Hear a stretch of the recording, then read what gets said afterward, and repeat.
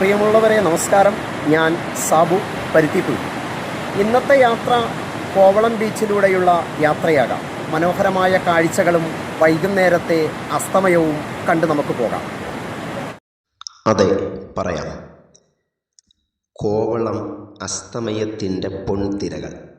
അറബിക്കടലിൻ്റെ തീരത്ത് സുവർണ മണൽത്തരികളിൽ തീർത്ത സ്വപ്നഭൂമിയാണ് കോവളം. സൂര്യൻ പടിഞ്ഞാറ് കടലിലേക്ക് താഴുന്ന ആ സുവർണ സായാഹ്നം കോവളത്തെ കൂടുതൽ മനോഹരമാക്കുന്നു. കോവളം തീരങ്ങൾ അസ്തമയ സമയത്ത് സഞ്ചാരികളെ കൊണ്ട് തിങ്ങി നിറയും.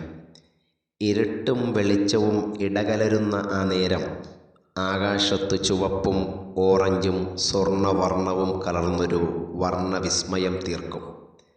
ആകാശവും കടലും ആ വർണ്ണങ്ങളെ പ്രതിഫലിപ്പിക്കുമ്പോൾ കാഴ്ചക്കാർക്ക് അതൊരവിസ്മരണീയ നിമിഷമായി മാറും.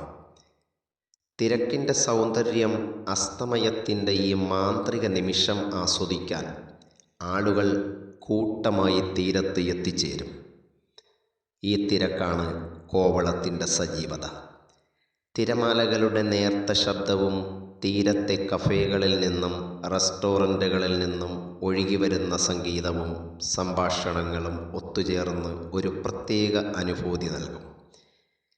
ചിലർ മണലിൽ ഇരുന്ന് സൂര്യൻ കടലിൽ മറയുന്നത് ശാന്തമായി നോക്കി നിൽക്കും.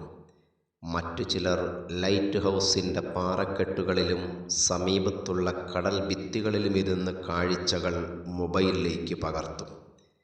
തെരുവോര കച്ചവടക്കാരും ആയുർവേദ മസാജ് നൽകുന്നവരും പലതരം സാധനങ്ങൾ വിൽക്കുന്ന ചെറുകടകളും ബീച്ചിൻ്റെ അന്തരീക്ഷത്തിന് നിറം നൽകും.